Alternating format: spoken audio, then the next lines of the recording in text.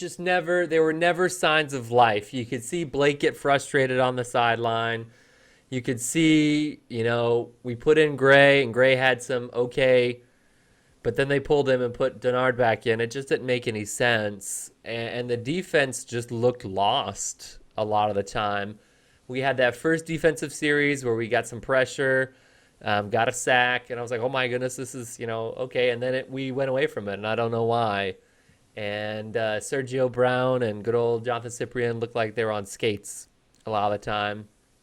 And it was just bad. It was bad. It was, Like it there's was, there no was ifs, ands, or buts about it. It was a there bad, was bad nothing. I don't performance. see how there was anything in that game that you could take away. At halftime, I was hoping they were going to pull Blake, and I was like, I just don't want him to get beat up. But no, you want to have your quarterback get sacked 8 times, and then he got hit more than that, on other plays.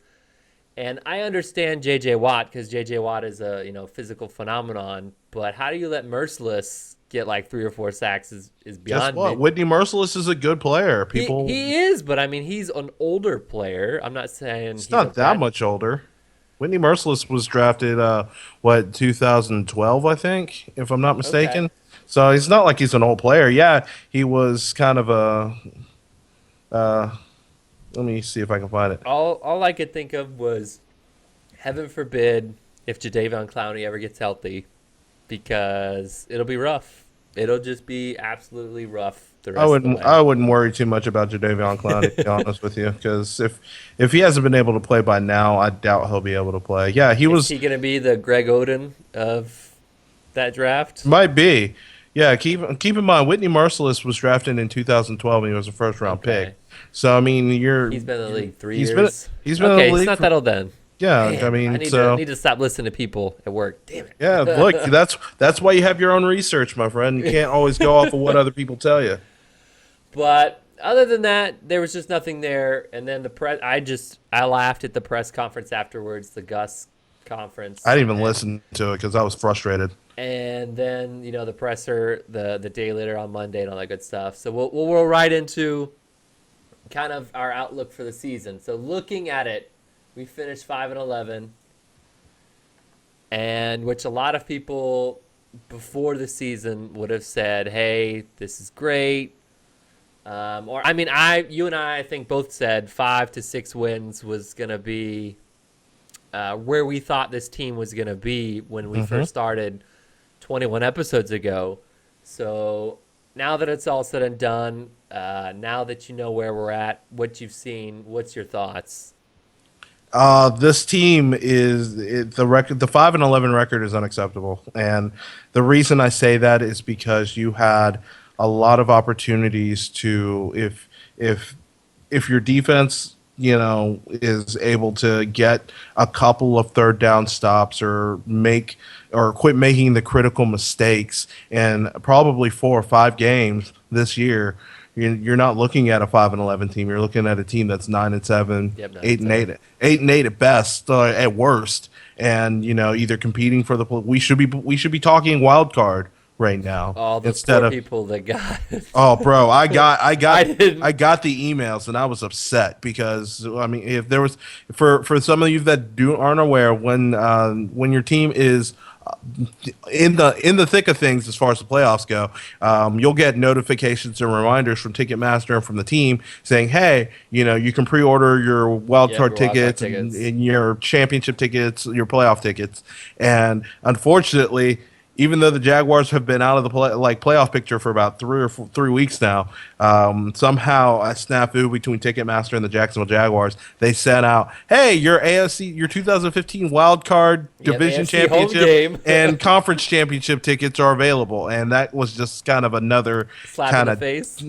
dig into how the season went down. But looking at the overall picture, yeah, our expectations was for 6 wins.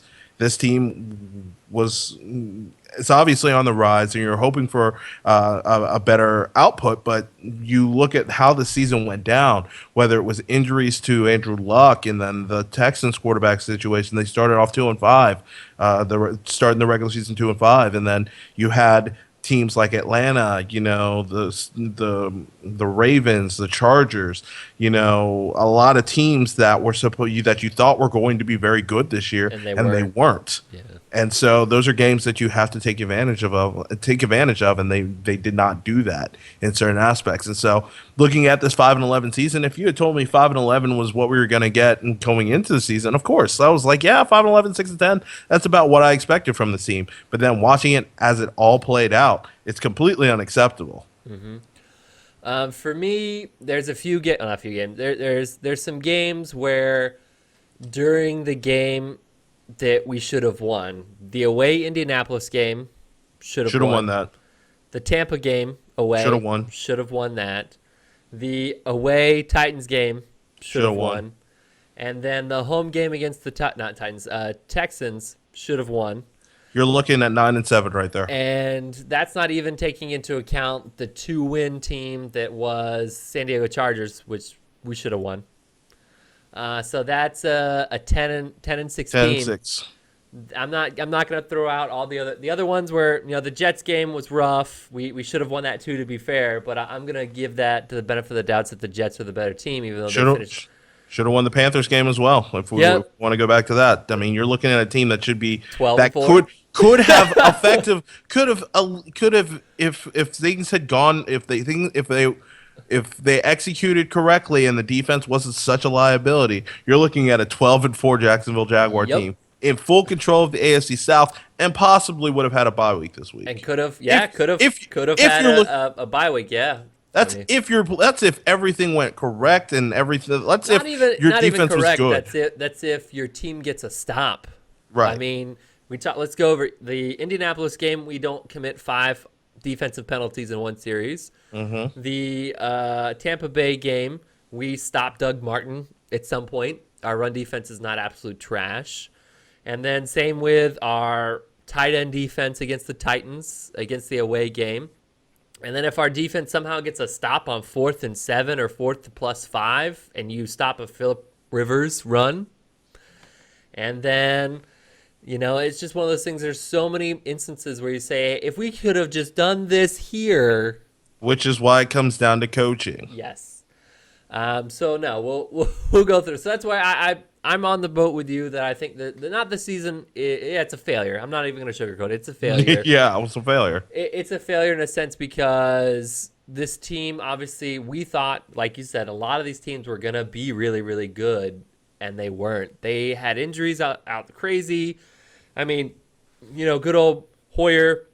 I don't wish concussions on anybody, but he was going through concussion protocol, and they're like, no, we don't want to risk it because he's had one already, but they rolled him out there knowing he wasn't going to get any pressure. Knowing he wasn't going to get hit. Yeah, and it's one of those things where what's it called? The lack of respect against our pass rush was just absurd.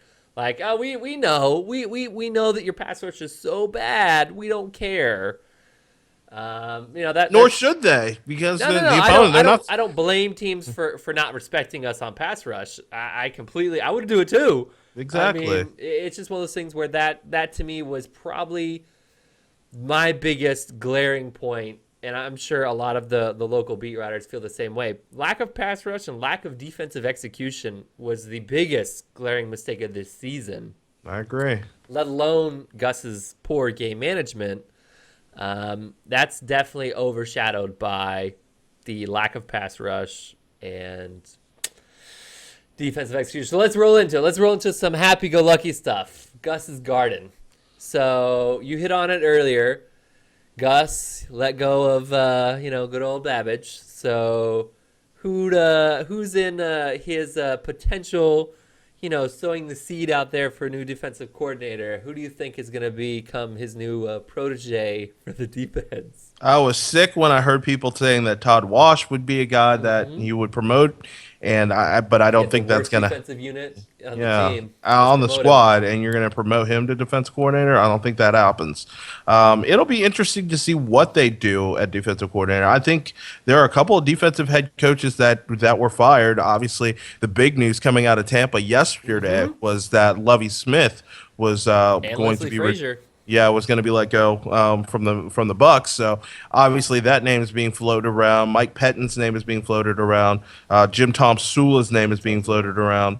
So there's a couple of different opportunities. Eric Mangini, Raheem Morris up at Atlanta is an opportunity. But I think the top choice that I'm looking at, and I know this is going to be tough, but I think if you go after Detroit's defensive coordinator right now, and you go pull Jim Schwartz and see if he can't turn He's not in this defense Detroit. around, huh? He's not in No, Jim Detroit. Schwartz. Where is he at right now? I'm sorry, I forgot. It's like I definitely he used to be their head coach.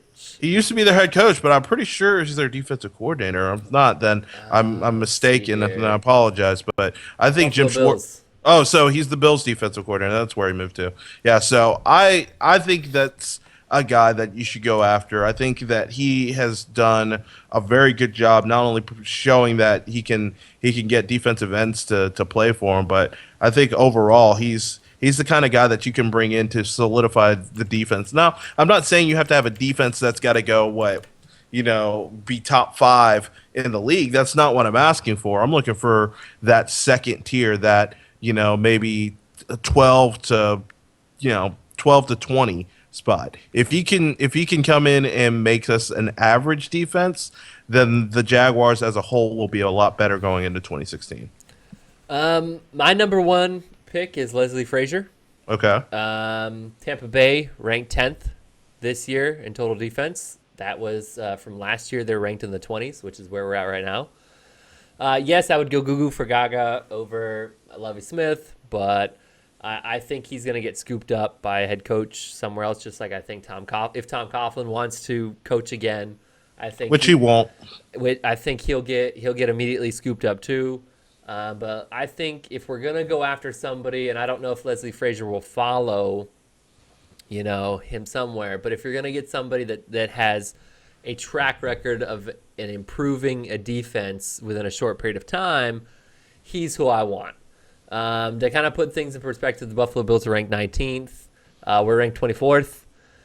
So that's who I've got nothing against Jim Schwartz or anything like that. But Mike Pettit, I understand he's got some pedigree there. Yeah, but he plays 3-4, and I'm not necessarily. We don't have a 3-4 roster. We don't Yeah, have the ability I to get do it. that, and same with a couple other people. But I would be completely okay with Leslie Frazier.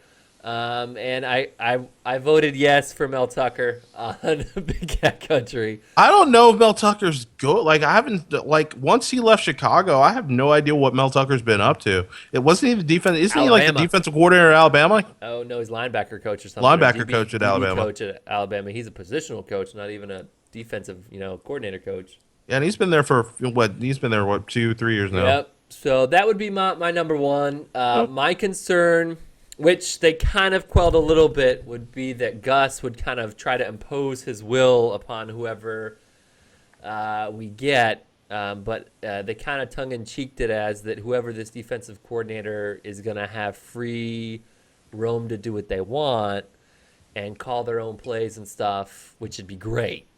Well, which is ideal, because I think if Gus really wants to do this right, and the way that he kind of got Jed Fish out of here and let the offense kind of come together own thing. and do its own thing, that might be what Gus needs to do as a head coach. He might have to just make sure that he finds coaches Okay, that I gotta interrupt you.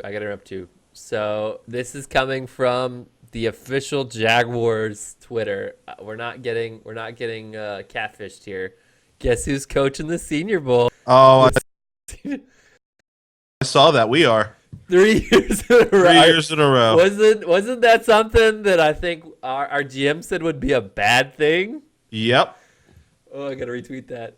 Oh my gosh. Anyway, sorry, you keep going. I just Anyways, saw that going. Holy. Yeah, I saw earlier reports, but I was waiting for the official to come out. But yeah, Gus will be coaching the Senior Bowl. Gus and company will be coaching the Senior Bowl. But going back to the defensive coordinator position and just Gus as a head coach, he might just have to be the guy that is the one that keeps everybody together.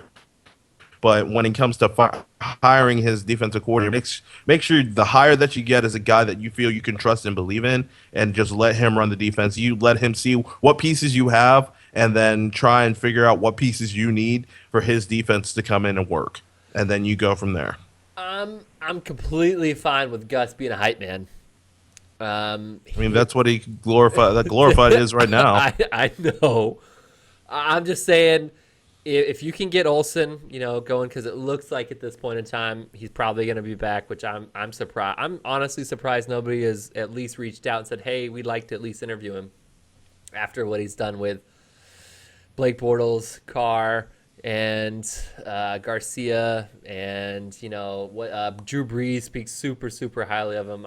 I'm surprised that nobody's at least reached out to him. And also, best year Blaine Gabbert ever had was under him, but we'll put that down at the bottom. I would be okay with having somebody that is going to be a great defensive coordinator, and Gus can make the in-game decisions and stuff like that, but somebody that's going to coach this defense, and Gus says, "Yep, okay, we're good. Like, I'll just sign off on it. Yep, we're good. We're good." I'm totally okay with that, and not trying to install this half-Z wannabe Seattle defense that he ran in Seattle, when we obviously don't have the talent for it, and even Seattle has kind of evolved a little bit. They don't even run that same defense anymore. Right. So, and it takes some very, very particular people to do that, and talent levels. I mean, you have to look at who their defense had when he was doing it. Their talent on defense was off the charts, and that's a once in every 10 or 15 years thing, whether it's the Seattle team that he was on, or whether it was the Ravens back in 2001. I mean, it's one of those things. So that's kind of where I'm at. Okay. I feel that's fair. So we'll scoot ahead. We'll scoot to our last thing. Looking ahead. So we lock up 5th pick overall. And then we've got free agents. What are we looking at? All right. So, like we discussed also, last. And I'll reiterate here. Our general manager in his press conference said we're going to be aggressive, and I'll put that in air quotes, aggressive in who we want. Aggressive will be interesting to see, because I think that if things shake out, there might be some names that we expect, but I think that some of the bigger names that we want, the Von Millers, the guys like that, those guys are gonna get locked up either with long-term deals or franchise tags. Yeah. So it'll be interesting to see. Like, I don't know, man. Like I made mention last week, and I said, look, the team has to get a couple of key positions. Whether it be center, defensive ends, corners, and obviously like safety help. That's the biggest focus they should be looking at, along with like linebacker depth. But look, I'm pushing all of my cards into getting like 3 or 4 pass rushers. I said it on Twitter a couple days ago. That was like, look, if it's me, I'm not gonna, because people are talking like, well, we have Fowler. Fowler could be our, like, you don't want to just, first off, if you rely on Dante Fowler to be your single pass rush guy, then obviously you're obviously not paying attention to what you need to do as far as being successful in the league. You need multiple pass rushers. You need guys that can get to the quarterback from different positions. So, the defensive tackle position, I think, is probably the second best as far as depth-wise goes, and even there, you can still make some upgrades and make some changes if you need to. But definitely, pass rush is the guy. Those are the guys that I'm looking at, and I'm thinking if you get, like, let's say day one, you go out and get Olivier Vernon, and Bruce Irvin. Day one, those are the 2 big names you get signed. I'm head over heels, and then maybe a day or 2 later, you're able to sign like Willie Young or Mario Williams. It's weird to say that Mario Williams is like a second or third day type of signing, but just due to his age and due to some of the information contract coming out about him. Well, I mean, he'll be if he's released, he'll be a free agent, so you'll have to restructure a new contract anyway. And then obviously, I think if Alex Mack is it does decide to opt out of his contract, I think you go and throw some money at him. Hell, if Joe Thomas decides to opt out of his contract, because he's apparently Yeah, allowed to do that as unhappy. well, I think that you use that as your motivator between for Luke Jokel. Like you throw some money at Joe Thomas and say, "Hey, look, we're going to bring you in. You know, we're going to have you compete." Even though I think obviously Joe Thomas, I think is better than Luke Jokel. You know, who knows? You go and bring him into training camp, and Luke Jokel maybe shows something. Then obviously now we're talking competition at all the positions, and not just, well, these people are locked into stone because this is what we have.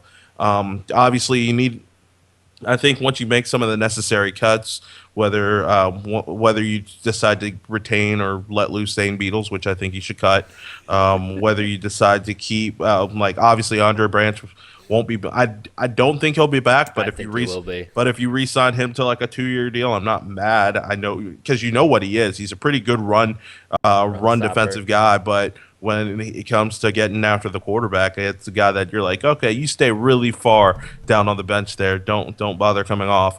And obviously, Chris Clemens won't be back. Toby Gerhart You probably hope. won't be back. You know, so you have some moves that you need to make, and it'll be interesting to see what they do. Now, as far as the draft goes, the draft is completely like topsy turvy because Yep. what we're looking at a draft class that could be similar to 2003, but just slightly better, which means that you're going to have 4 or 5 named guys at the top that are going to be really good, and then everyone else just kind of falls in the line, and then you'll have to hope that some of them develop really well and turn out to be stars, and other guys you hope are just average.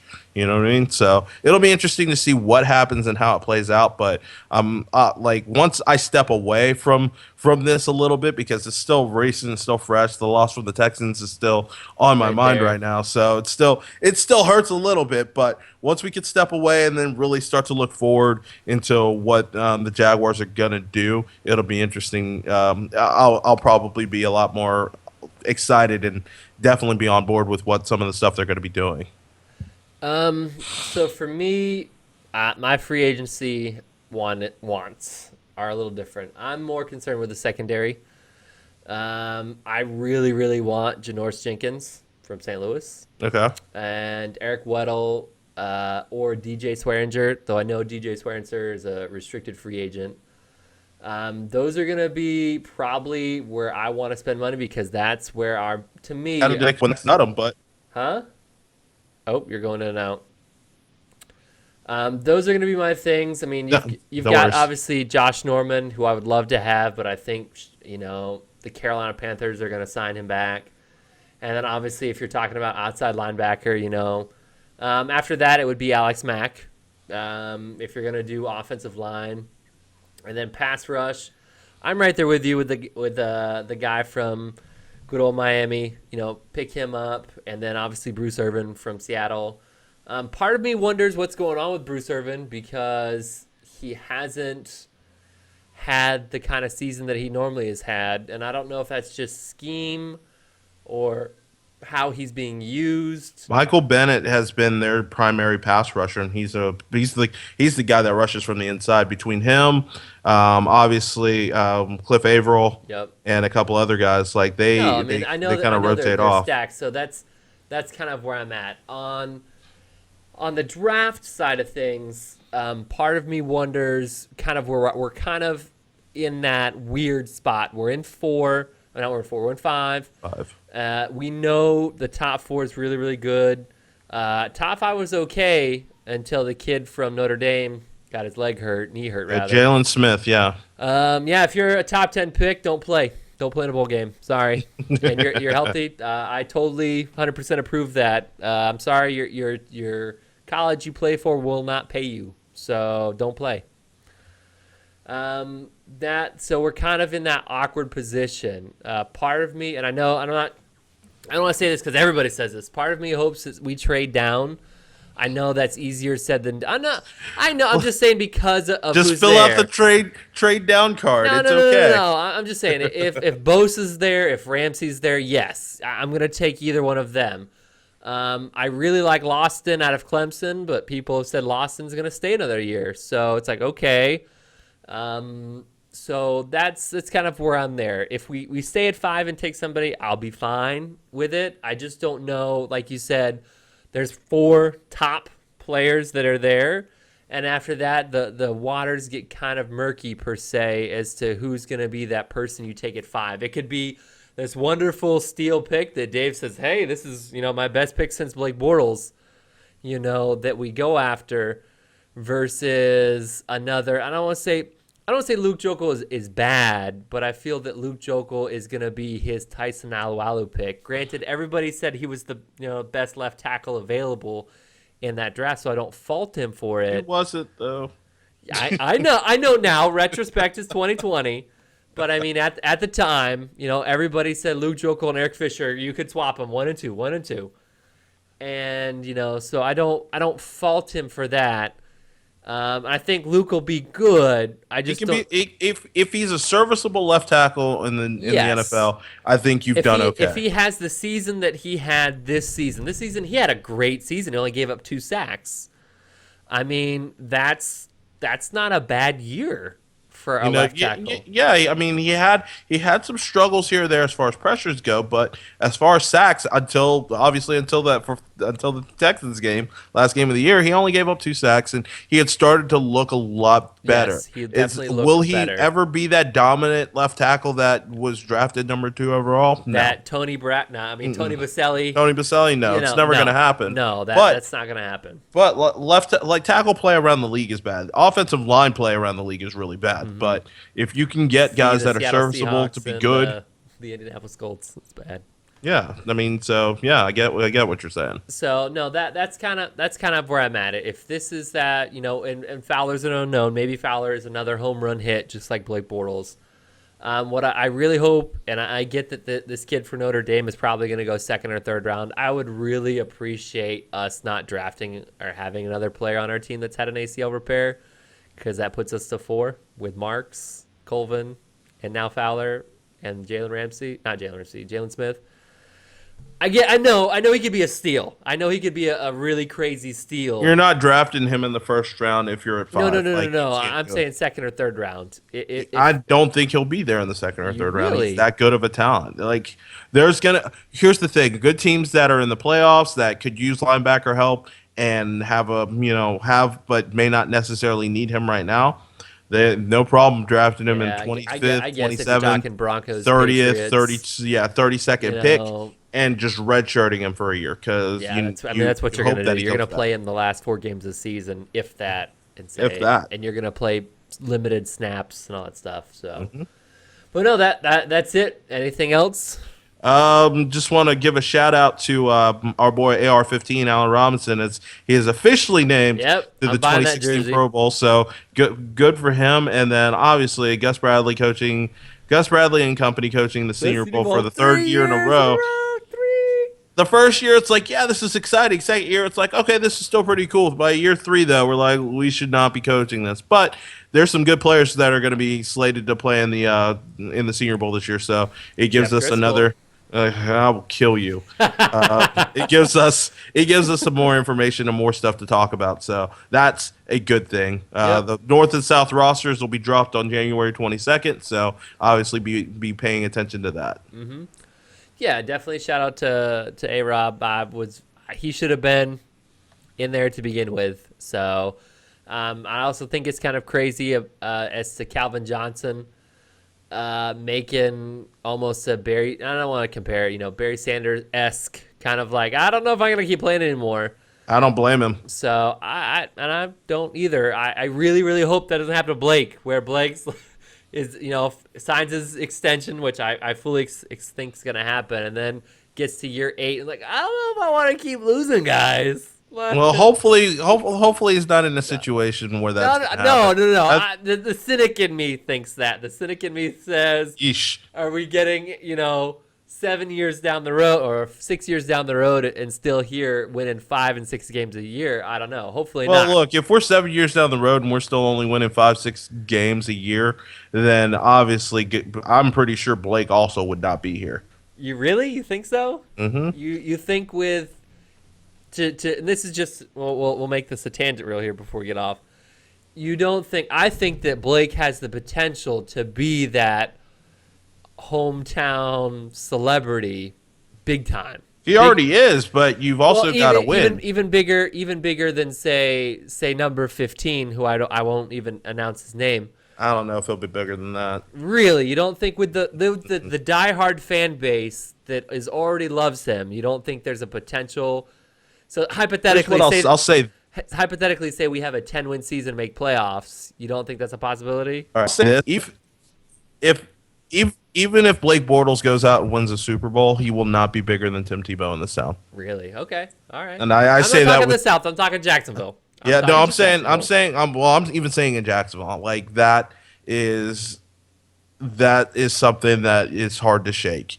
Okay. You know, That's fair enough. in the eyes of a lot of people in the city, he is still viewed as the greatest Jacksonville product to come out of here.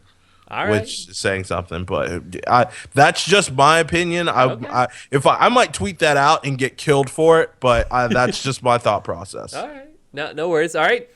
We've got it. Next week, we will, not even next week, we'll probably talk about it and decide what we want to do going forward. Obviously, there's no games going forward for a long, long time till September. Maybe do a new structure, maybe do something bi-weekly or once a month, just because it'll be pretty slow until the draft starts up. So yeah, between free agency, the draft, We'll off-season changes, and now the fact that we're coaching the Senior Bowl. Senior Bowl. Woo! There's content to be had, my friend. We can do this show. All right, I'm still down. Well, thank you for anybody that's watched us for this season. I appreciate it. Love you. Thank you, Wale, for being with me for 21 episodes so far. No problem. I'm looking forward to the next 21. I am too, sir. Thank you. All right, man.